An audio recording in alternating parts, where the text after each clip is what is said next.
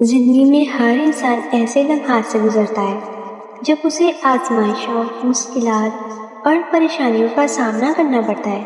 بعض اوقات حالات اتنے سخت ہو جاتے ہیں کہ انسان کو لگتا ہے جیسے اس کی دعائیں قبول نہیں ہو رہی اور اس کی محنت رائے گاہ جا رہی ہے، مگر اللہ تعالیٰ کا وعدہ سچا ہے کہ وہ صبر کرنے والوں کو کبھی ضائع نہیں کرتا۔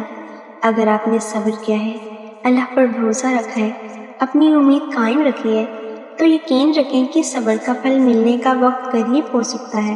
قرآن کریم میں اللہ تعالیٰ فرماتا ہے کہ بے شک اللہ صبر کرنے والوں کے ساتھ ہے۔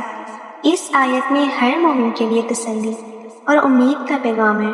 صبر کا مطلب صرف خاموشی سے تکلیف برداشت کرنا نہیں، بلکہ اللہ پر مکمل اعتماد رکھتے ہوئے نیکی کے راستے پر ثابت قدم رہنا بھی ہے۔ جو شخص مشکلات میں بھی اپنے رب سے تعلق مضبوط رکھتا ہے، اللہ تعالیٰ اس کے لیے ایسی آسانیاں پیدا کرتا ہے جن کا وہ تصور بھی نہیں کر سکتا۔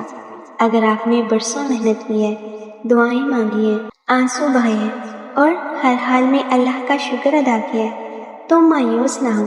اللہ تعالیٰ ہر دعا کو سنتا ہے اور ہر نیکی کا بہترین وقت پر بدلہ دیتا ہے۔ کبھی وہ فوراً عطا کرتا ہے، کبھی کچھ دیر بعد، اور کبھی اس سے بھی بہتر چیز محفوظ کر دیتا ہے۔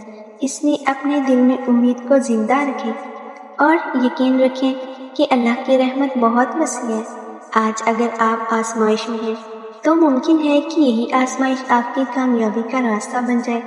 ہر اندھیری رات کے بعد صبح ضرور آتی ہے اور ہر مشکل کے بعد آسانی آتی ہے۔ جب اللہ تعالیٰ اپنے بندے پر کرم فرماتا ہے تو حالات پل بھر میں بدل سکتے ہیں۔ اس لیے اپنی عبادت، دعا، استغفار اور نیک اعمال جاری رکھیں۔ یاد رکھیں، اصل کامیابی صرف دنیا کی آسائش نہیں بلکہ اللہ کی رضا اور آخرت کی بھلائی بھی ہے۔ اگر اللہ آپ کو دنیا میں بھی خوشیاں عطا کرے تو اس کا شکر ادا کریں، اور اگر کچھ چیزیں تاخیر سے ملیں تو اس کی حکمت پر بھروسہ رکھیں۔ اللہ تعالیٰ آپ کے دل کو سکون عطا فرمائے، آپ کی جائز دعاؤں کو اپنی حکمت کے مطابق قبول فرمائے، آپ کی مشکلات آسان کرے اور آپ کو صبر کا بہترین اجر عطا فرمائے۔ آمین۔ اگر آپ کو یہ ویڈیو پسند آئے تو ویڈیو کو لائک اور چینل کو سبسکرائب ضرور کریں۔ شکریہ۔